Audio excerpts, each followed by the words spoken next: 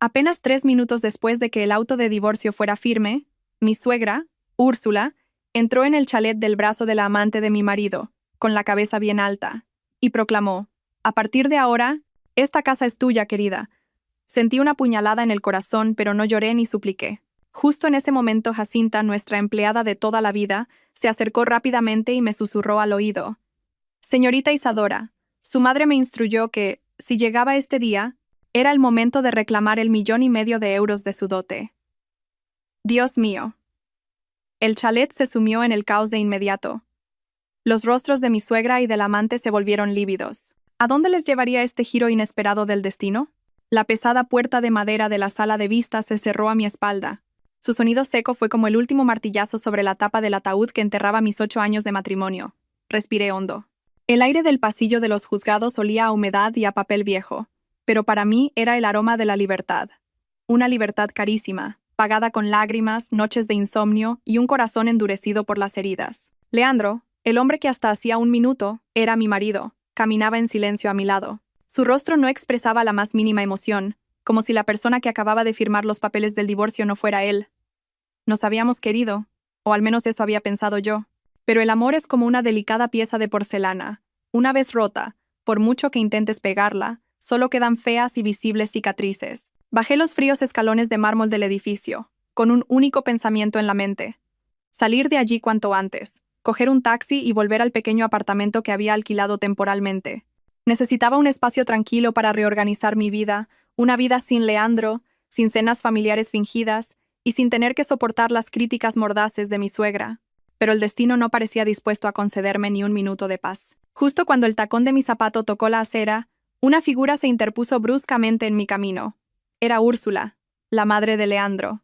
Detrás de ella, resguardándose estratégicamente, estaba Zulema, la joven amante que había puesto fin a mi matrimonio. Úrsula me fulminó con la mirada, esos ojos que, en 8 años, jamás me habían mirado con afecto. «Detente. ¿A dónde crees que vas?». Su voz era afilada como el ácido, capaz de corroer el aire. Guardé silencio, esbozando una leve sonrisa, una sonrisa de puro cansancio y hastío. Doña Úrsula, Leandro y yo ya no somos nada. Creo que tengo derecho a ir a donde me plazca, enfaticé deliberadamente las palabras doña Úrsula como despedida final a mi rol de nuera, que tanto me había esforzado por cumplir durante años. Leandro a un lado parecía un niño avergonzado, incapaz de mirarme a los ojos o de pedirle a su madre que se contuviera. Siempre había sido un hombre débil. Al ver mi actitud, Zulema dio un paso al frente, agarrándose del brazo de Úrsula con un tono quejumbroso pero provocador. «Úrsula, mira que se va de verdad. Pretende llevarse todo el patrimonio familiar para empezar una nueva vida». La miré de reojo. Era una chica insultantemente joven, con un rostro hermoso pero un alma tan venenosa como una serpiente. Llevaba un vestido de marca carísimo. Un vestido que, estaba segura, Leandro le había comprado con el dinero que yo había ganado con mi sudor. ¿Patrimonio familiar? Solté una carcajada cargada de desprecio. No creo tener ya ninguna relación con su familia. La verdadera tormenta estalló cuando Úrsula extendió su mano huesuda hacia mí. «Muy bien dicho. Pero antes de irte, devuélveme los 20,000 euros que gastamos en la boda.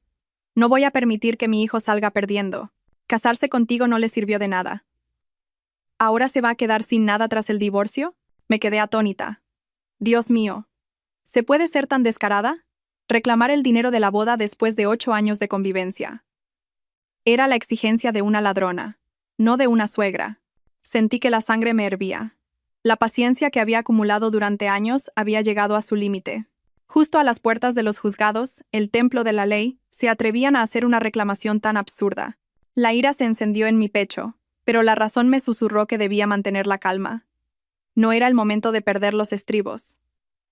Miré fijamente a Úrsula, con una voz fría como el hielo. «No entiendo lo que dice». La boda fue un acuerdo voluntario entre ambas familias. No tiene ningún derecho a reclamar ese dinero. ¿Que no tengo derecho?, gruñó Úrsula, salpicándome con su saliva.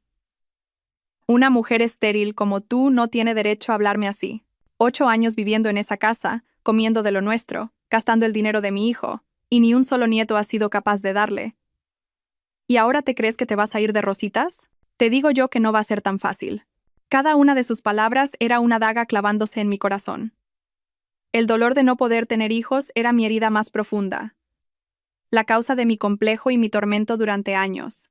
Había visitado a los mejores especialistas, tomado infinidad de tratamientos, soportado pruebas dolorosas, pero todo había sido en vano.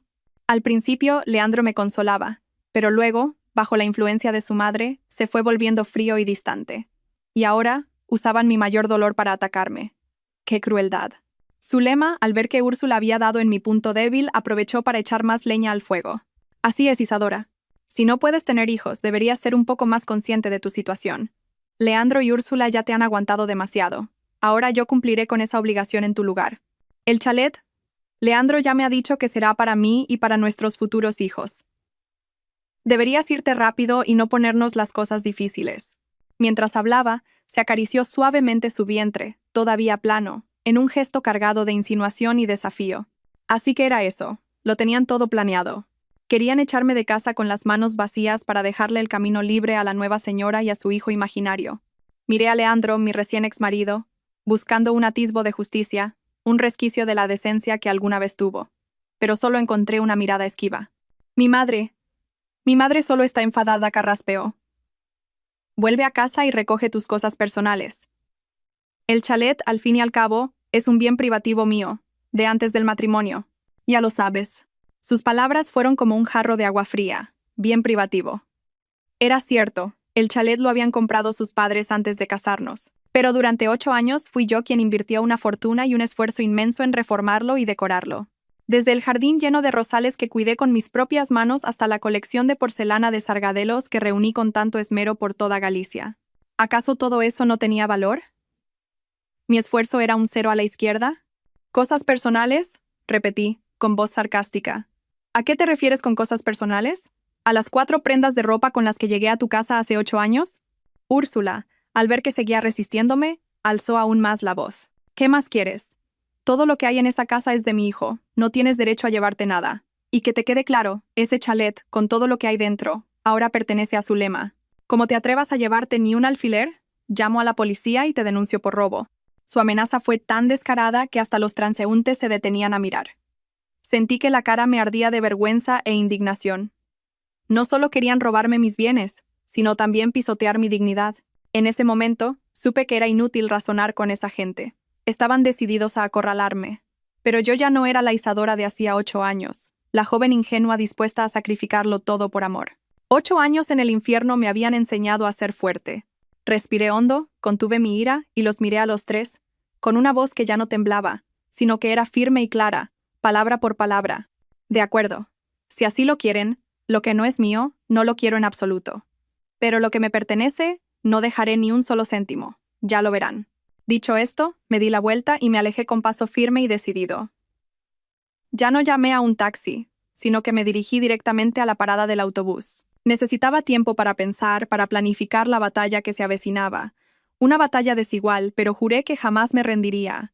El autobús avanzaba lentamente por la calle, alejándome del bullicioso centro y de aquella gente malvada. Elegí un asiento junto a la ventanilla, observando el denso tráfico sin verlo realmente. Mi mente estaba en blanco. Las palabras venenosas de Úrsula y Zulema, la actitud cobarde de Leandro, resonaban en mis oídos como una cinta rota. ¿Creían que me derrumbaría? ¿Que con unas cuantas amenazas y una exigencia absurda me asustarían y me harían renunciar a todo? Se equivocaban. Habían subestimado a la mujer que había acompañado a Leandro en sus momentos más difíciles, la que había dedicado su juventud a construir lo que ella llamaba familia. La ira inicial se fue calmando, dando paso a una fría determinación. No iba a llorar. Las lágrimas, en este momento, eran un lujo inútil. Debía convertir el dolor en fuerza y el resentimiento en estrategia. En esta guerra no solo lucharía por recuperar mis bienes, sino también mi honor y la justicia que me merecía. Querían que me fuera con las manos vacías. Les demostraría el precio que se paga por la codicia y la traición. Al llegar al apartamento alquilado, cerré la puerta de un portazo y me quité los tacones que me torturaban los pies. Fui directa a la cocina. Me serví un gran vaso de agua y me lo bebí de un trago. El agua fresca me ayudó a calmarme. Me senté en el único sofá de la sala, con la mirada fija en la pared blanca de enfrente. En mi cabeza, un plan comenzaba a tomar forma, claro y coherente. No me importaba el chalet. Por mucho esfuerzo que hubiera invertido en él, seguía a nombre de Leandro y era un bien privativo. Disputarlo sería complicado y llevaría mucho tiempo. Tampoco me importaban los muebles caros ni los bienes gananciales que habíamos acumulado en 8 años. Se los dejaría. Lo consideraría el coste de una valiosa lección sobre la naturaleza humana. Pero había algo que recuperaría a toda costa. Mi dote. Los regalos que mi madre, que en paz descanse, había ahorrado durante toda su vida y me había entregado el día de mi boda con todo su amor y esperanza. Mi madre había fallecido hacía años, y esos objetos no solo tenían un valor material inmenso, sino que eran reliquias sagradas. El último calor de ella que me quedaba. Eran los pendientes de ágata roja que, según ella, me traerían suerte y protección. La gargantilla de oro macizo, herencia de mi abuela. La colección de figuras de porcelana de un famoso escultor que mi padre le regaló a mi madre en su aniversario. Y muchas otras cosas preciosas, tanto material como espiritualmente. Eran mías, y solo mías. Úrsula y Zulema no tenían derecho a tocarlas. Al pensar en esto, me levanté de un salto. No podía esperar ni un minuto más. Conocía bien la calaña de Úrsula y su hijo. Una vez desatada su codicia, no se detendrían ante nada. Era muy posible que en ese mismo momento estuvieran en el chalet, registrando y tratando de deshacerse de mis objetos de valor. Me acerqué al escritorio, saqué una pila de folios en blanco y un bolígrafo. Mi mano ya no temblaba. Empecé a escribir. Tenía que hacer una lista detallada de todos los bienes de mi dote. Uno por uno, sin omitir nada. Nombre, características, origen, valor estimado y los recuerdos asociados a cada uno. Esta sería mi prueba más importante. Usaría esta misma lista para declararles la guerra. Una declaración de guerra silenciosa, sin espadas ni armas de fuego. Solo con la verdad y la ley de mi parte. Les haría devolver todo lo que no les pertenecía, de la manera más pública y humillante posible. Mi mirada se volvió resuelta. En ese instante, dejé de ser una esposa fracasada, una mujer digna de lástima abandonada por su marido. Era una guerrera, dispuesta a luchar hasta el final para proteger lo que era suyo, para proteger el legado de mi madre. La batalla no había hecho más que empezar. Sentada ante el escritorio, la cálida luz amarilla de la lámpara iluminaba la página en blanco. El bolígrafo en mi mano comenzó a moverse, y con cada línea que aparecía, un torrente de recuerdos volvía a mí, tan vívidos como si hubieran ocurrido ayer. Cada pieza de mi dote no era solo un bien, sino una historia, un mensaje de amor que mi madre me había confiado. En la primera línea escribí con esmero. Pendientes de ágata roja, talla lágrima, con montura de oro de 18 quilates. Cerré los ojos y la imagen de mi madre, con su elegante vestido de seda color crema, apareció nítida en mi mente. Fue la noche antes de mi boda. Sentada al borde de la cama, tomó mis manos. Sus ojos tiernos brillaban, a punto de llorar. Ella misma me puso los pendientes. Su voz era suave y cálida. Hija mía, mañana serás la mujer de otro. Te doy estos pendientes. El ágata protege del mal y te cuidará de la mala suerte. Recuerda siempre, estés donde estés, que debes vivir con fuerza y en paz. ¿Me oyes? Lloré en sus brazos aquella noche. Sus palabras quedaron grabadas a fuego en mi memoria. Para mí, esos pendientes eran un amuleto. A continuación, gargantilla de oro macizo, peso de 5 onzas, grabada con filigranas de estilo isabelino. Esta gargantilla había sido de mi abuela. Mi madre me contó que el día de su boda, la abuela se la entregó deseándole un matrimonio pleno. A su vez, mi madre me la dio a mí como continuación de una tradición, depositando en ella la esperanza de que mi vida también fuera feliz y próspera. Recuerdo perfectamente la sensación pesada y fresca del oro puro cuando mi madre me la puso en el cuello durante la pedida de mano. No era solo oro, era el amor y el legado de 3 generaciones de mujeres de mi familia. Pasé a una nueva página y seguí escribiendo. Colección de 12 figuras de porcelana de Sargadelos, serie Oficios Antiguos. Este fue el regalo de bodas de mi padre a mi madre. Tras la muerte de mi padre, mi madre las atesoraba como si fueran reliquias, sacándolas a menudo para limpiarlas y admirarlas. Decía, cada vez que miro estas figuras siento que tu padre sigue aquí, a mi lado. Antes de entregármelas me lo repitió una y otra vez. Esto es un recuerdo de tu padre. Cuídalo con esmero. No solo tiene un gran valor económico, sino que representa el amor que él sentía por mí. Te lo entrego con la esperanza de que tu marido y tú os queráis y estéis tan unidos como lo estuvimos nosotros. Al recordar sus palabras, sentí un nudo en la garganta. Había defraudado sus deseos. Mi matrimonio no había sido como ella había soñado. Y así, una a una, las piezas fueron apareciendo en el papel. Vajilla de la Cartuja de Sevilla, modelo Aurora, decorada con filo de oro, para 12 servicios. Recuerdo los fines de semana que pasé con mi madre buscando en anticuarios hasta encontrar el juego perfecto.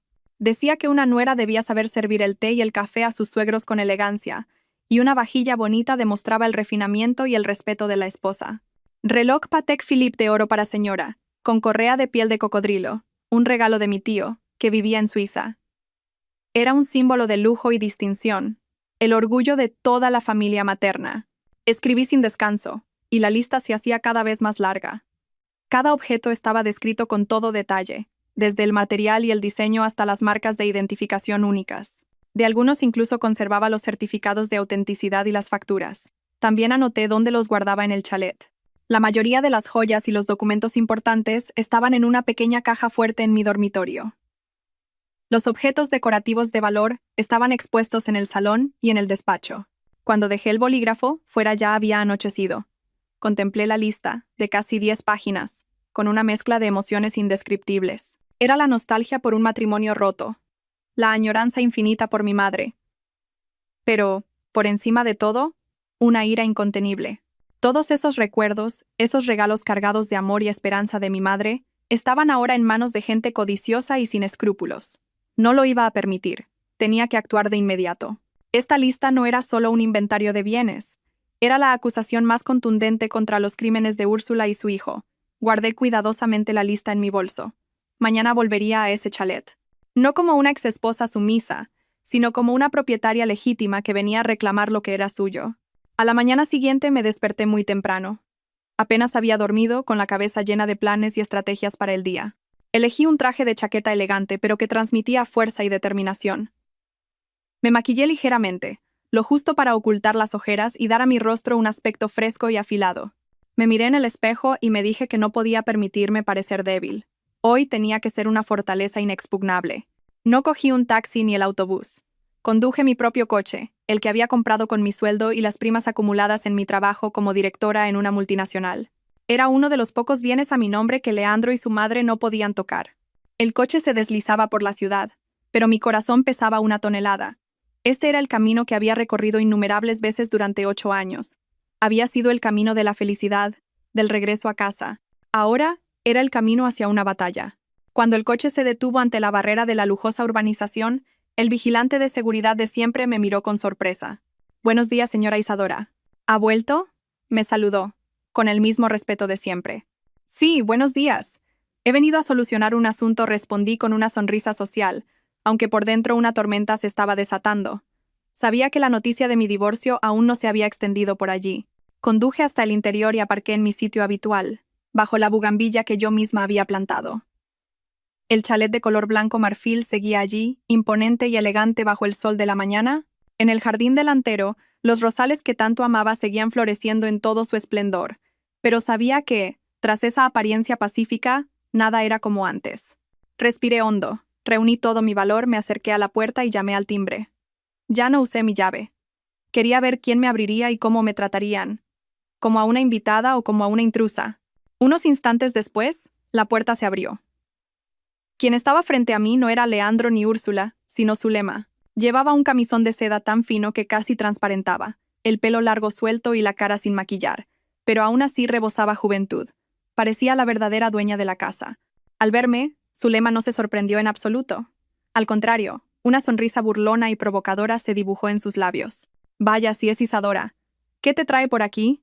Leandro y Úrsula han salido». Su voz era melosa, pero cargada de veneno. Ignoré su pregunta. Mi mirada la recorrió y se adentró en la casa. A primera vista no parecía haber grandes cambios. Los muebles eran los mismos. Pero percibí una atmósfera extraña. El perfume barato de Zulema había ahogado la suave fragancia de jazmín que yo solía usar. Sobre el sofá que tanto me gustaba, había una camisa de hombre arrugada, sin duda de Leandro. En un rincón, los tacones de Zulema estaban tirados sobre la alfombra persa que tanto me había costado elegir. La escena era una descarada declaración de propiedad. Zulema ya se consideraba la nueva señora de la casa. «¿Puedo pasar?», pregunté, con una voz gélida, desprovista de emoción. Zulema se encogió de hombros, fingiendo generosidad. «Claro.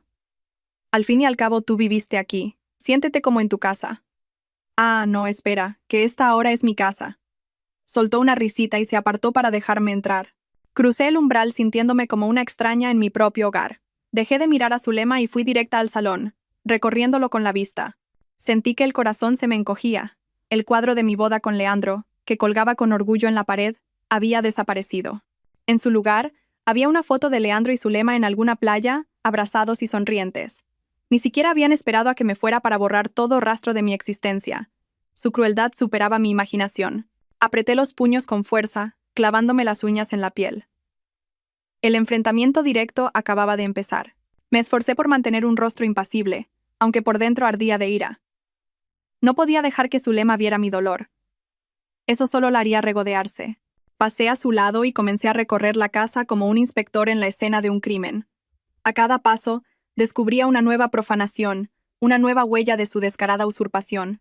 Sobre la mesa de centro de caoba, la vajilla de la Cartuja de Sevilla que mi madre y yo habíamos elegido con tanto esmero estaba siendo utilizada como cenicero. Las delicadas tazas de loza, pensadas para degustar los mejores cafés, estaban ahora sucias y apestaban a tabaco. A su lado, el mantel de seda bordado a mano que había comprado en un viaje a Granada estaba manchado con un cerco de café seco. Sentí que alguien me estrujaba el corazón.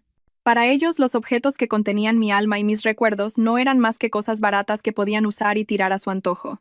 Me acerqué a la estantería donde exhibía mis objetos de decoración más preciados. La figura del Quijote de bronce que un buen amigo me regaló para la inauguración de la casa ahora sujetaba una pila de revistas del corazón.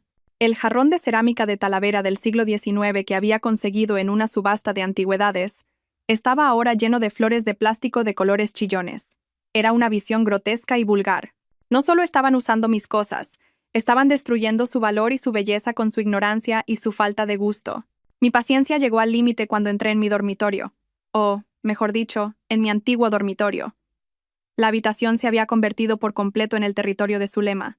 Su ropa estaba tirada por la cama y las sillas. Su perfume empalagoso me golpeó en la cara, provocándome náuseas.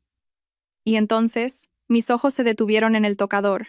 Entre un desorden de cosméticos, algo llamó mi atención y me heló la sangre. Eran mis pendientes de ágata roja, y lo que era peor, no estaban en su estuche, estaban en las orejas de Zulema, que acababa de entrar perezosamente en la habitación detrás de mí. Bajo la luz, el ágata brillaba como dos gotas de sangre, contrastando irónicamente con su sonrisa burlona. ¿Qué pasa, Isadora? ¿Te gusta cómo me quedan? Se acarició el pelo, mostrando deliberadamente los pendientes. Leandro dijo que me sentaban de maravilla. Dice que las cosas bonitas deben pertenecer a quien las merece. Por un instante, estuve a punto de perder el control. Quise abalanzarme sobre ella, arrancarle los pendientes y darle una bofetada por su descaro sin límites. Los pendientes de mi madre, el amuleto que me había entregado con tanto amor. ¿Cómo se atrevía? ¿Cómo podía tener la desfachatez de robar mi reliquia más sagrada y llevarla con tanta naturalidad? Quítatelos, mi voz sonó ronca y tan fría que me asustó a mí misma. Zulema pareció sobresaltarse por mi tono, pero rápidamente recuperó su arrogancia. ¿Por qué? Me los regaló Leandro. Todo en esta casa, incluidas tus cosas, ahora es mío. Deberías aceptarlo. Te lo repito una vez más, me acerqué a ella, mirándola directamente a sus ojos desafiantes. Quítatelos ahora mismo. No te pertenecen. La hostilidad que emanaba de mí pareció asustarla un poco. Retrocedió un paso, llevándose instintivamente la mano a los pendientes. Justo en ese momento, la voz de Úrsula retumbó desde la entrada. ¿Qué es todo este escándalo? Anda. ¿Y esta qué hace aquí? Acababa de volver, cargada de bolsas. Al verme, su rostro se contrajo en una mueca de asco, como si yo fuera algo sucio. La batalla ahora tenía una combatiente más, y sabía que se pondría mucho más tensa. La llegada de Úrsula fue como echar gasolina al fuego. Tiró las bolsas de la compra al suelo, se arremangó y caminó directamente hacia mí, con la actitud de una verdulera de mercado lista para la pelea. ¿No te lo dejé claro ayer? ¿Quién te ha dado permiso para volver aquí? Esta ya no es tu casa. Lárgate y que no te vuelva a ver, gritó, señalándome con el dedo, con una actitud increíblemente agresiva. Zulema, al sentirse respaldada por su futura suegra, recuperó el valor. Se escondió detrás de Úrsula y añadió: Es verdad, Úrsula. Ha venido y encima quiere que le devuelva estos pendientes, pero sí me los ha regalado Leandro. No me molesté en discutir con ellas. Discutir con palabras era inútil en ese momento. Solo usarían insultos y argumentos absurdos para avasallarme. Necesitaba pruebas irrefutables para enfrentarlas. La razón me indicó fríamente lo que debía hacer. En lugar de enzarzarme en una pelea estéril, retrocedí unos pasos y saqué el móvil del bolso. Mi acción las sorprendió a ambas. ¿Creían que iba a llamar a alguien para que me ayudara? ¿A mi familia? Mis padres habían fallecido. Mis parientes vivían lejos. Sabían perfectamente que estaba sola. ¿A quién vas a llamar? ¿A unos matones? Se burló Úrsula. Te aviso que en esta urbanización hay mucha seguridad. No intentes ninguna tontería. No dije nada. Simplemente marqué un número con calma. Al otro lado, respondieron rápidamente. Administración de la urbanización El Jardín, dígame. La voz profesional del operador sonó en el altavoz. Me llevé el teléfono a la oreja y hablé de forma clara y concisa, lo suficientemente alto para que ellas me oyeran. Buenos días, soy Isadora García, la propietaria del chalet B17.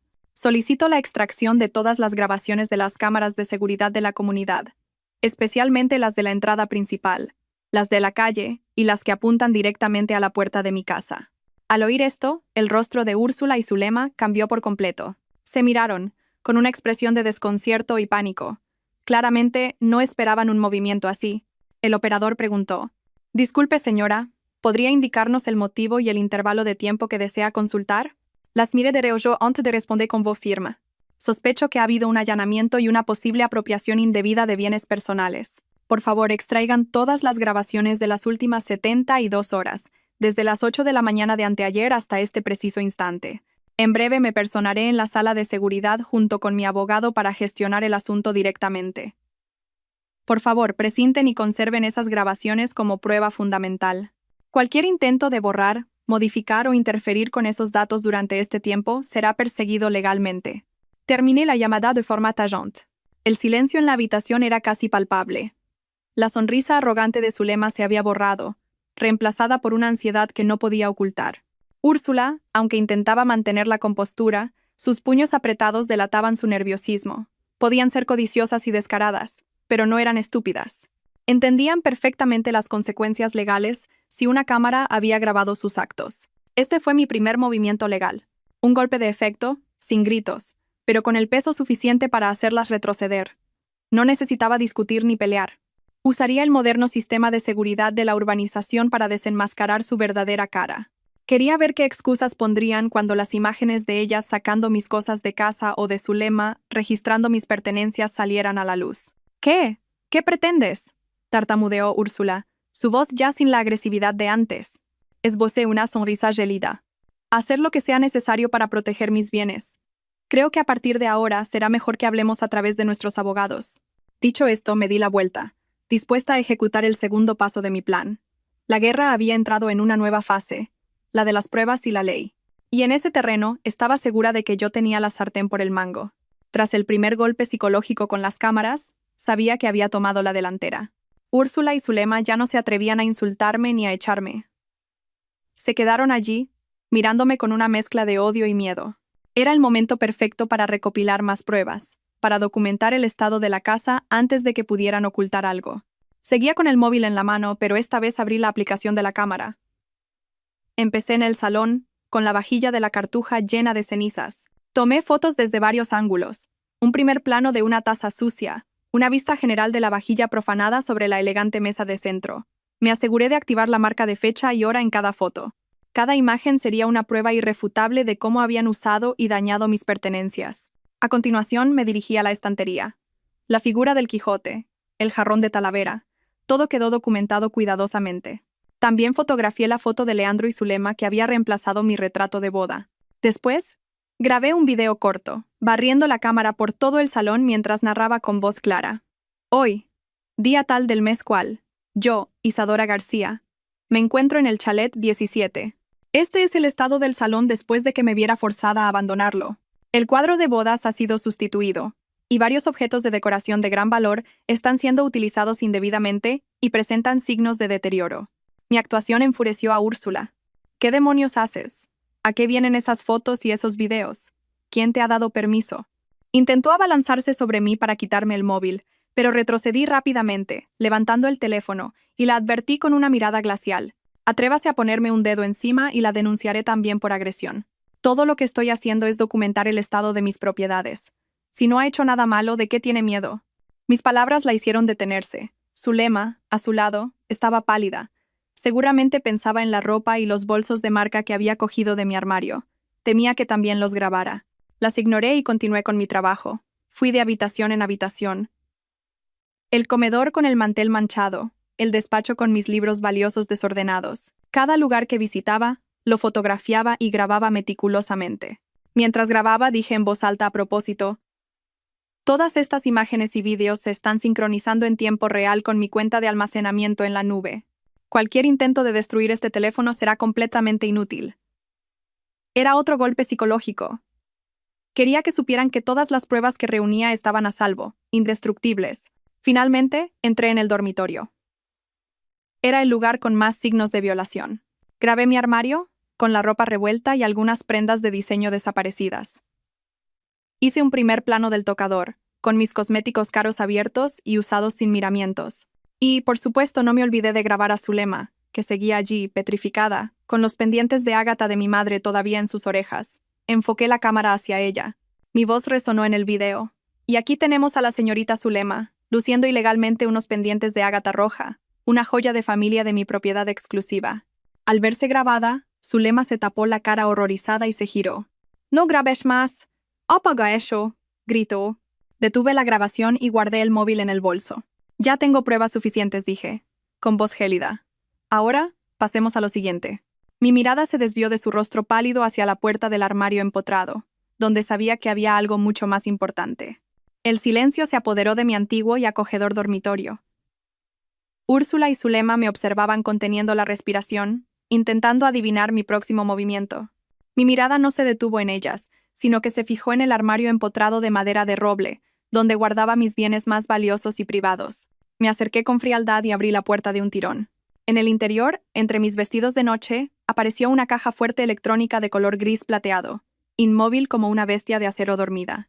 Allí guardaba el resto de las joyas de mi dote, incluida la gargantilla de la abuela, las escrituras de un terreno a mi nombre de soltera, libretas de ahorro y algo de divisa para emergencias. Era mi último bastión, la línea de defensa que protegía mi independencia financiera.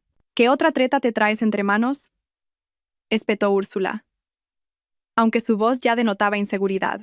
No respondí. Confiaba ciegamente en la seguridad de esa caja. La contraseña era una combinación de nuestras fechas de nacimiento que solo Leandro y yo conocíamos. Podía ser un traidor y un cobarde, pero no creía que fuera tan vil como para tocar eso. Estiré la mano y mis dedos se deslizaron rápidamente por el teclado numérico. Bip, bip, bip, bip. Pulsé Enter y esperé el familiar clac de apertura. Pero no hubo ningún clac. En su lugar, un agudo pitido sonó, y las luces LED del panel parpadearon en un rojo intenso. Contraseña incorrecta. Me quedé helada, el corazón me dio un vuelco. ¿Quizás con la tensión había tecleado mal? Respiré hondo para calmarme y lo intenté de nuevo, marcando cada número con cuidado. El resultado fue el mismo. La luz roja parpadeó burlonamente. El pitido resonó como una mofa en la habitación. Un escalofrío me recorrió la espalda. No podía ser. Lo intenté una tercera y última vez antes de que el sistema se bloqueara. Fracaso. En ese momento, una verdad horrible y brutal se hizo evidente en mi mente. La contraseña había sido cambiada. Una furia incontrolable se apoderó de mí, más intensa que nunca. Esto ya no era una simple apropiación.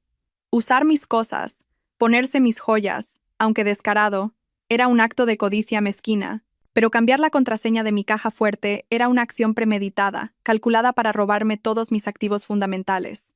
Su plan era mucho más siniestro de lo que había imaginado. No solo querían que me fuera con las manos vacías, querían arrinconarme por completo. Sin un euro en el bolsillo, sin nada a mi nombre. Me giré bruscamente, mis ojos como dos puñales clavados en Úrsula y Zulema. Sus expresiones eran una torpe mezcla de inocencia fingida y una satisfacción mal disimulada. Especialmente Zulema. Una sonrisa de triunfo asomó por la comisura de sus labios antes de desaparecer. La contraseña, sisé entre dientes. ¿Quién la ha cambiado? Úrsula saltó como si se hubiera quemado. Yo no sé nada. Es tu caja, tu contraseña. Pregúntale a tu marido. Esta es la casa de mi hijo, y él tiene derecho a hacer lo que quiera.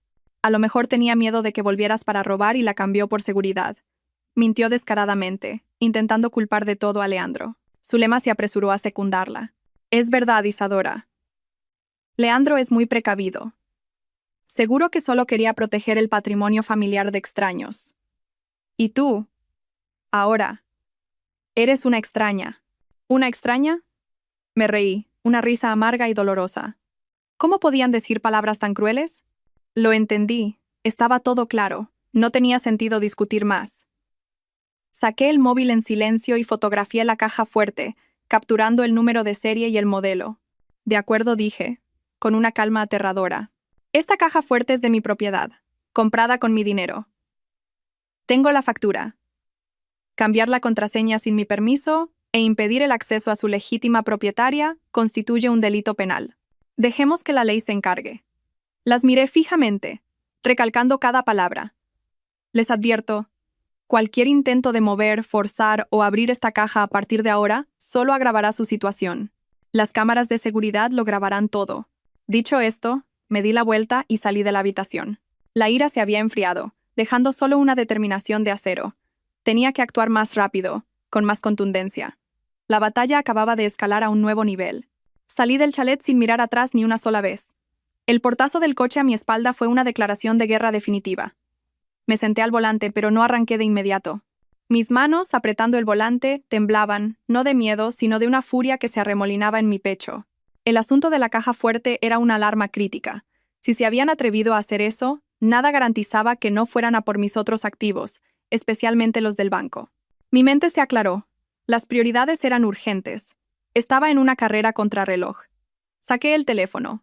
La primera llamada no fue a la policía, sino a mi abogado, el señor Ramos. Un hombre de mediana edad, astuto y experimentado, que me había ayudado con los trámites del divorcio. Dígame, Isadora, la voz del señor Ramos sonó tan tranquila como siempre. Señor Ramos, soy yo. Es una emergencia. Intenté que no me temblara la voz mientras le resumía todo. La ocupación de la casa, la profanación de mi dote, y lo más importante, el cambio de contraseña de la caja fuerte que contenía mis documentos y joyas. El señor Ramos escuchó en silencio. Cuando terminé, solo preguntó una cosa. ¿En esa caja hay algún documento que pueda usarse para transferir propiedades? ¿Escrituras? ¿Poderes notariales? ¿Información de cuentas bancarias? Su pregunta me golpeó como un rayo. Sí, la escritura de un terreno que me dejó mi madre y algunos contratos de inversión en bolsa. No estoy segura. De acuerdo, entiendo. Su voz se volvió grave. Isadora, escúcheme.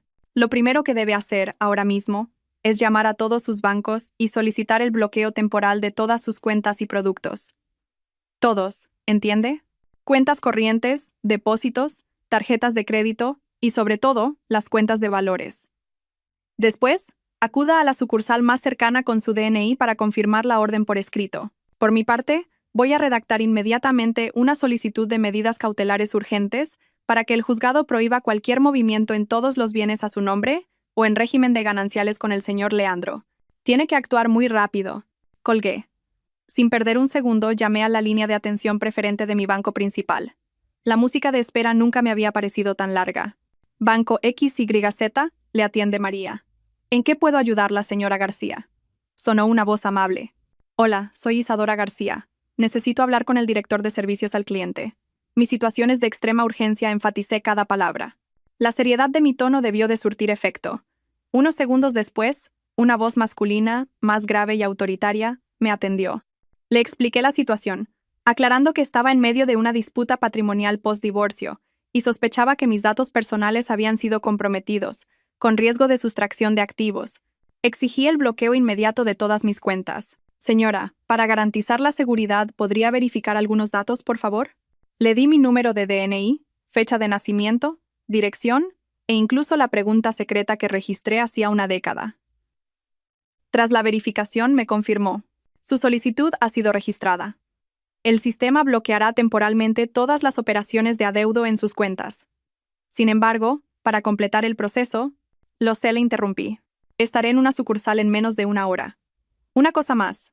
La caja de seguridad que tengo alquilada en su banco. Exijo que sea precintada de inmediato. Nadie, ni siquiera yo, podrá acceder a ella sin la presencia conjunta mía y de mi abogado. ¿Entendido? Perfectamente, señora. Su petición será ejecutada ahora mismo. Al colgar, por fin pude respirar. Había levantado una barrera de defensa crucial.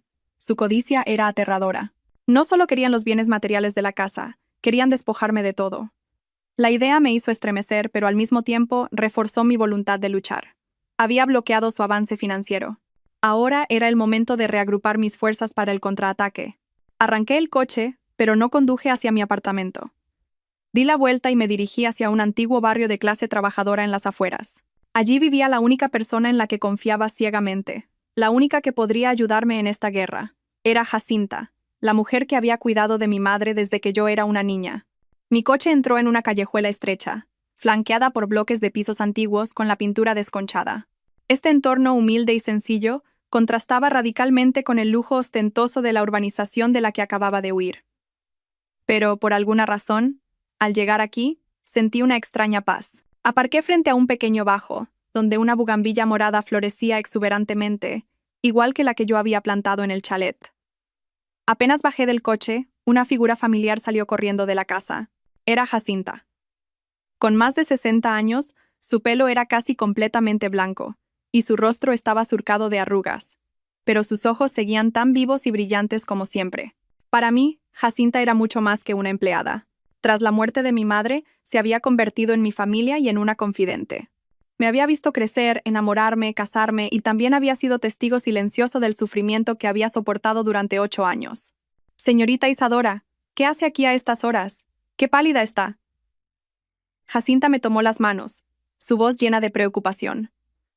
Sus manos eran ásperas por años de trabajo, pero increíblemente cálidas. Al verla, toda la fortaleza que me había esforzado por mantener se desvaneció. No lloré, pero se me hizo un nudo en la garganta. Jacinta. Fue lo único que pude decir. Jacinta me miró, y su mirada comprensiva pareció leer toda la tormenta que había en mi interior. No preguntó más. Simplemente me llevó de la mano hacia su casa. Era pequeña, pero impecablemente limpia y ordenada. Me ayudó a sentarme en un viejo juego de sillas de madera y fue a prepararme una infusión de jengibre bien caliente. Beba, que le sentará bien. Y luego, con calma, me lo cuenta todo. Tomé la taza y el vapor caliente me hizo picar los ojos. Le conté todo. El juicio de la mañana, la confrontación en la puerta de los juzgados, lo que acababa de ocurrir en el chalet. Le hablé de cómo habían profanado los recuerdos de mi madre, de los pendientes de Ágata, de la caja fuerte con la contraseña cambiada. A medida que hablaba, la indignación crecía dentro de mí. Jacinta escuchaba en silencio, frunciendo cada vez más el ceño. Su rostro, normalmente bondadoso, ahora mostraba una ira contenida. Cuando terminé, golpeó la mesa con la mano, un gesto insólito en ella. No hay derecho. ¿Cómo puede haber gente tan malvada y codiciosa en el mundo? Esa madre y ese hijo son un nido de víboras. Pobrecita mi niña, todo lo que ha tenido que aguantar. Su compasión me reconfortó, pero en sus ojos también brillaba una chispa de determinación. No, señorita, no podemos dejar que se salgan con la suya. La dote era de su madre, su sudor y sus lágrimas. No puede caer en manos de esos demonios. Sus palabras me infundieron nuevas fuerzas. Pero, ¿qué puedo hacer, Jacinta? Ya he llamado al abogado, he bloqueado las cuentas, pero tengo miedo de que se deshagan de todo lo que hay en la casa. Jacinta se levantó y fue a su dormitorio. Volvió al poco rato con una pequeña caja de madera vieja. La abrió, sacó un fajo de papeles amarillentos y los puso con cuidado sobre la mesa frente a mí. Mire esto, señorita. Tomé los papeles con curiosidad. La primera página era un documento escrito a mano, con la caligrafía inclinada y familiar de mi madre.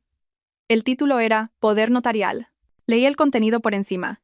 Mi madre, años atrás, como si hubiera presentido algo, había redactado un poder notarial, con su firma legitimada y su huella dactilar, otorgando a Jacinta, doña Jacinta Fernández, plenos poderes para, en su nombre y posteriormente en el mío, administrar, proteger y recuperar todos los bienes totales que me entregó el día de mi boda. Adjunto había una lista detallada, idéntica a la que yo había escrito la noche anterior, pero esta llevaba la firma de mi madre y de un testigo. Me quedé de piedra, con los ojos llenos de lágrimas. Mamá, incluso desde el más allá, seguías preocupándote y protegiéndome. Nunca confiaste del todo en esa familia y me preparaste una vía de escape. Su madre me lo advirtió, dijo Jacinta con voz entrecortada. Me dijo que solo sacara esto si usted se encontraba en un verdadero apuro. Dijo que era su último amuleto. Creo que ha llegado el momento. Sostuve el poder en mis manos, sintiendo todo el amor y la protección de mi madre. Mis lágrimas por fin cayeron, pero no eran de debilidad, sino de emoción y gratitud. Ya no estaba sola en esta lucha. Tenía la ley, las pruebas y ahora, el mandato sagrado de mi madre. Justo en ese momento, sonó mi teléfono.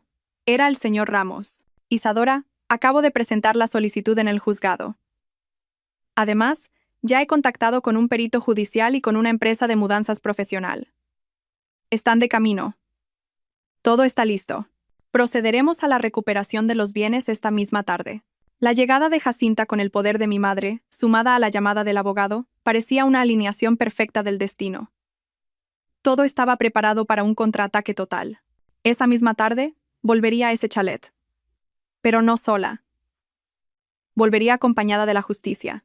Poco más de una hora después, la tranquila callejuela frente a la casa de Jacinta se llenó de una agitación inusual.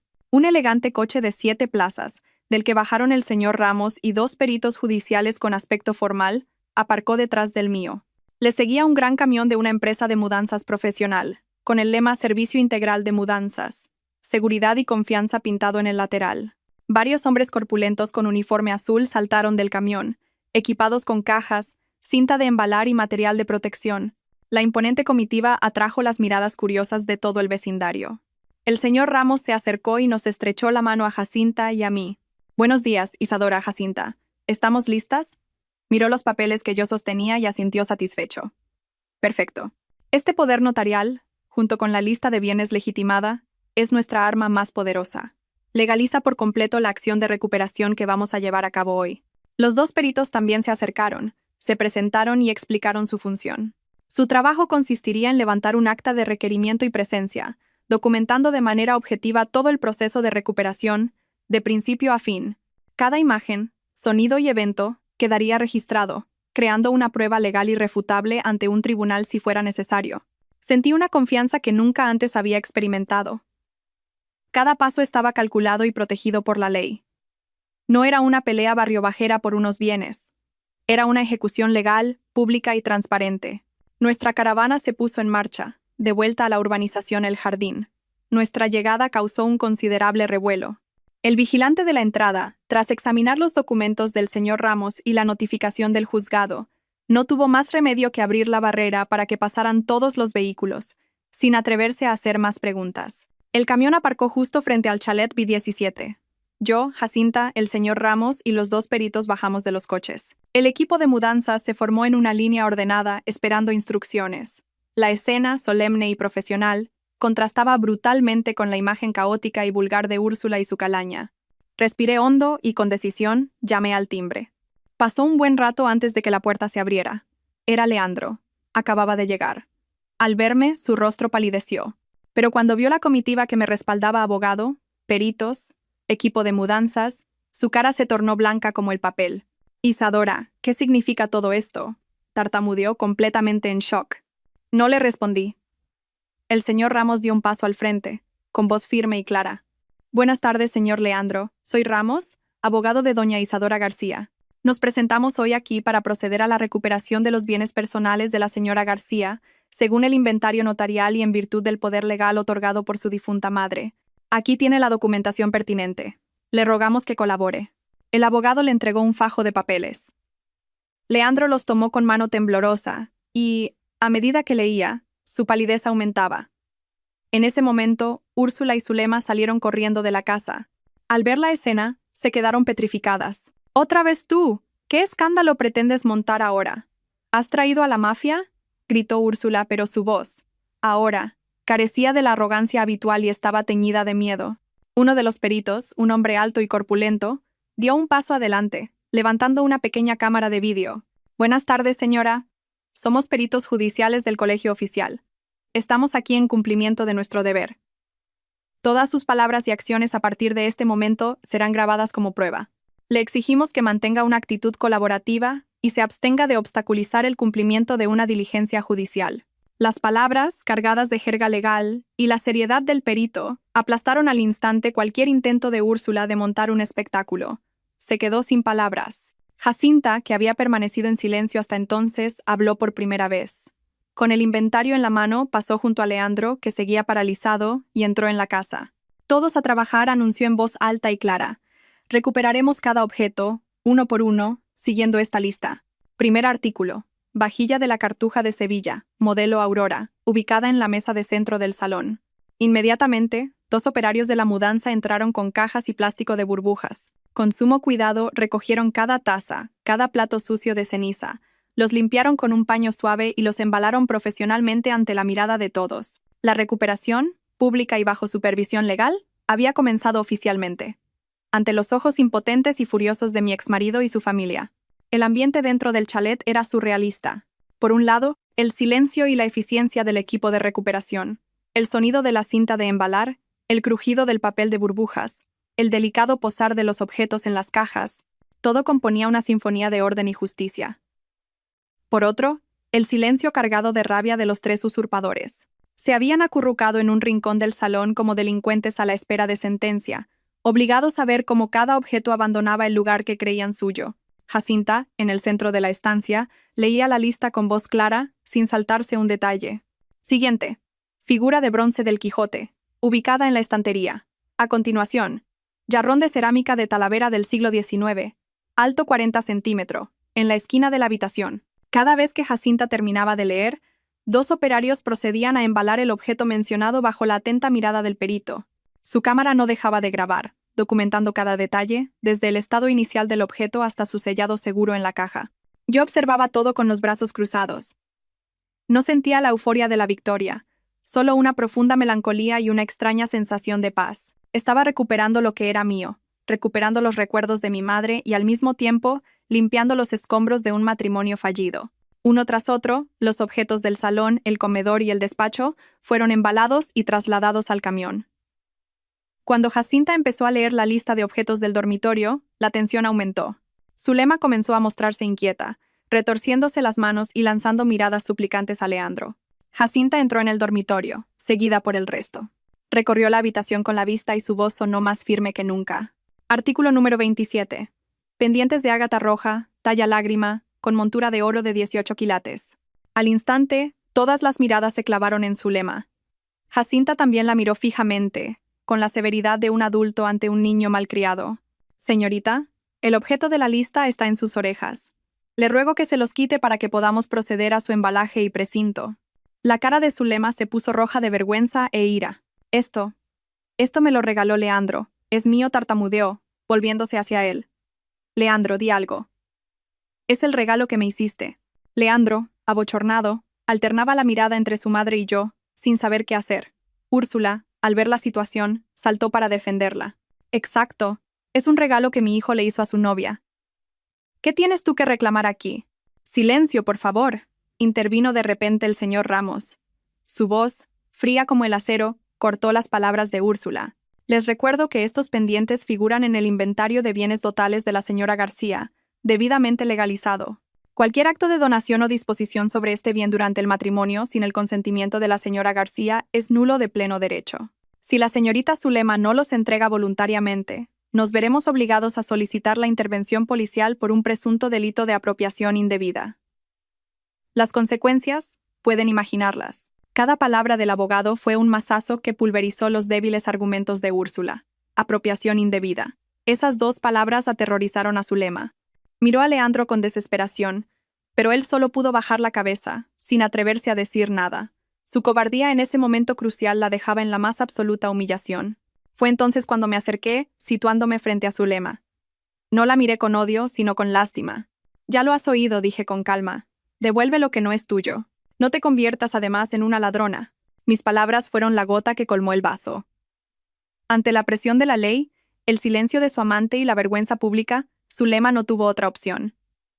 Sus manos temblorosas se elevaron hacia sus orejas. Sus dedos, con uñas largas y rojas, tardaron una eternidad en abrir los cierres. Se quitó uno, luego el otro, apretándolos en su puño como si no quisiera soltarlos. Finalmente, como una perdedora, extendió la mano, mostrando los pendientes rojos como la sangre.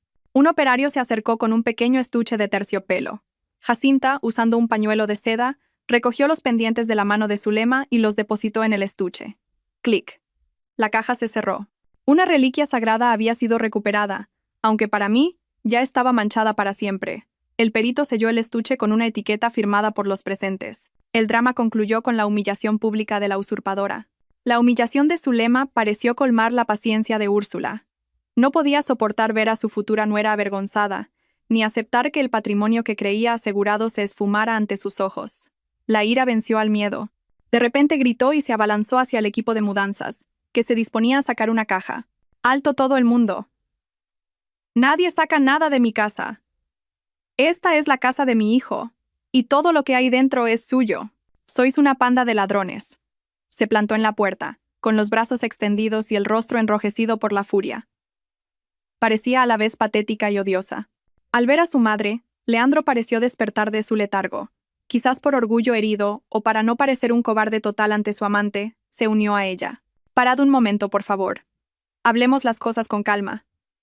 Isadora, no puedes hacer esto. Al fin y al cabo fuimos marido y mujer. Intentó apelar a un sentimiento que ya no existía, pero sus esfuerzos fueron en vano. No se enfrentaban a una persona, sino a un procedimiento legal. El perito, impertérrito, mantuvo la cámara enfocada en ellos. Les advierto por última vez, dijo con voz grave. Obstaculizar una diligencia judicial es un delito. Disponemos de toda la documentación legal. Si persisten en su actitud, nos veremos obligados a llamar a la Policía Nacional. Y entonces, el asunto se complicará mucho más. El señor Ramos añadió, con su habitual agudeza. Señor Leandro, dice que estos bienes son suyos. Le invito a que nos muestre las facturas o pruebas que lo demuestren. Le informo de que toda esta dote tiene testigos y pruebas documentales que acreditan que fue una donación privada a la señora García. Según el Código Civil, son bienes privativos de ella. Usted no tiene ningún derecho sobre ellos. Cuanto más ruido haga, más evidente será su intento de apropiación indebida. Los argumentos legales del abogado y el perito los dejaron sin respuesta. Podían gritar y patalear, pero ante la ley sus palabras no valían nada.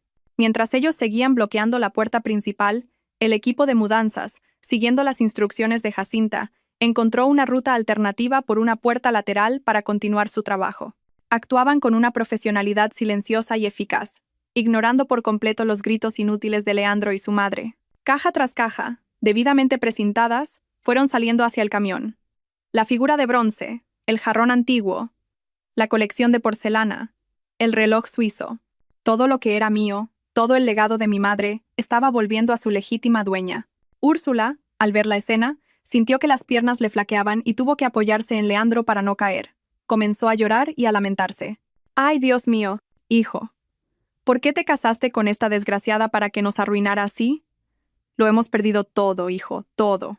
Leandro sostenía a su madre, con el rostro gris ceniza. Me miró, y en sus ojos ya no había súplica, solo resentimiento e impotencia. Supe que, desde ese momento, no quedaba ni el más mínimo rastro de afecto entre nosotros. Pero no me arrepentía. Fueron ellos quienes llevaron las cosas a este extremo. La recuperación continuó de forma ordenada. Su último y patético intento de detenerla había fracasado. Solo podían quedarse allí, como espectadores forzosos de una obra en la que ellos eran los villanos derrotados, viendo con amargura cómo la justicia se ejecutaba, lenta pero imparable.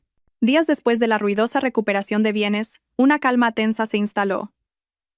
El camión, cargado con mis recuerdos, había sido descargado en un guardamuebles seguro que el señor Ramos había contratado, pero yo sabía que era la calma que precede a la tormenta.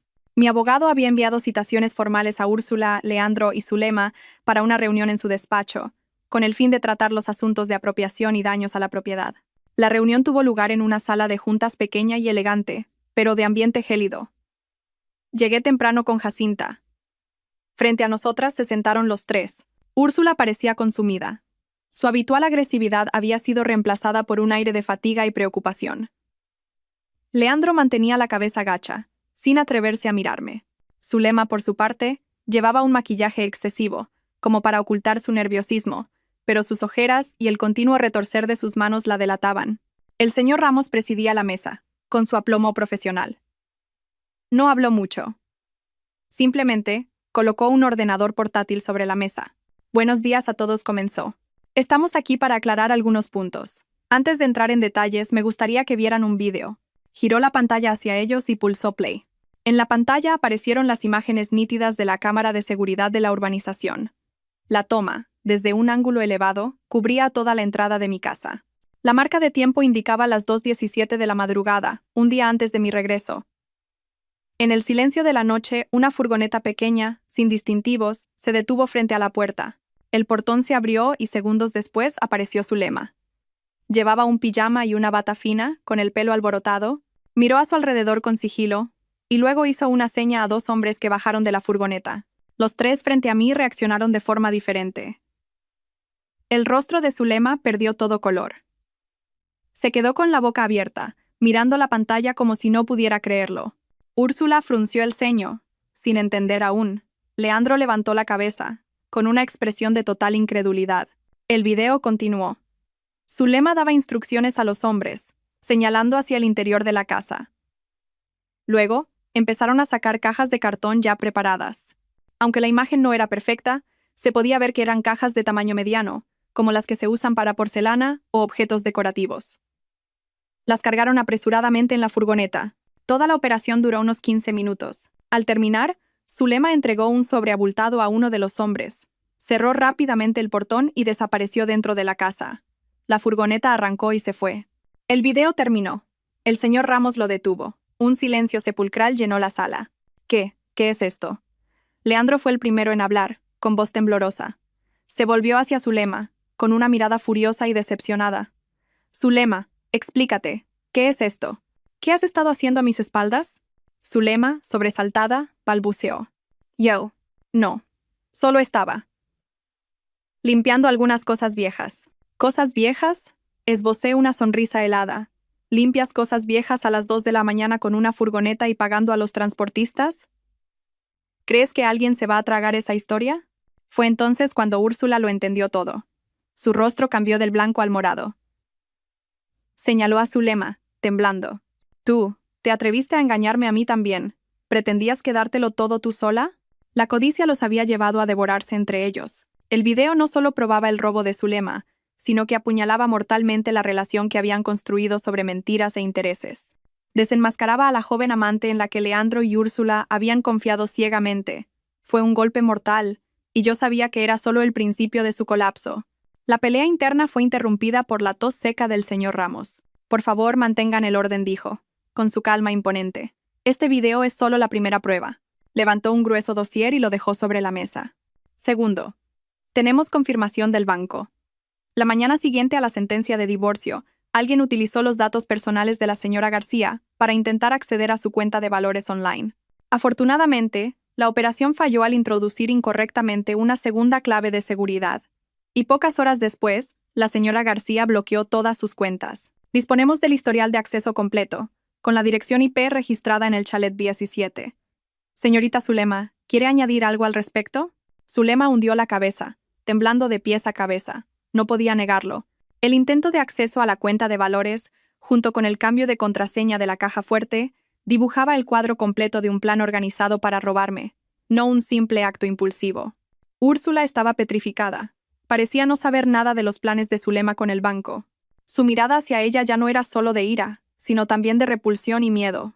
Se dio cuenta de que había metido en casa a una loba con piel de cordero. Tercero, continuó el señor Ramos, con voz monótona, como un juez dictando sentencia. La declaración de un testigo. Jacinta, por favor. Jacinta, que había permanecido en silencio, se levantó con calma. No miró a los tres acusados, sino al abogado.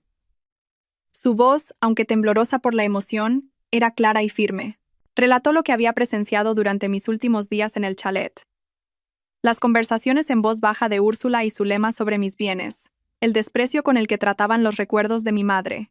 Escuché a doña Úrsula decirle a la señorita Zulema: «Úsalo todo sin miedo, hija, que pronto será nuestro». También vi a la señorita Zulema entrar a escondidas en el despacho de la señora y fotografiar documentos. Quise decírselo a mi señora, pero tuve miedo, concluyó Jacinta, con un nudo en la garganta. Cada una de sus palabras era una aguja reventando la burbuja de mentiras que habían construido. Leandro se cubrió la cara con las manos, incapaz de soportarlo más. Su madre, a quien veneraba, y su amante, por la que había perdido la cabeza, resultaron ser esas personas. Su mundo se desmoronaba. Y finalmente el señor Ramos levantó otro fajo de papeles.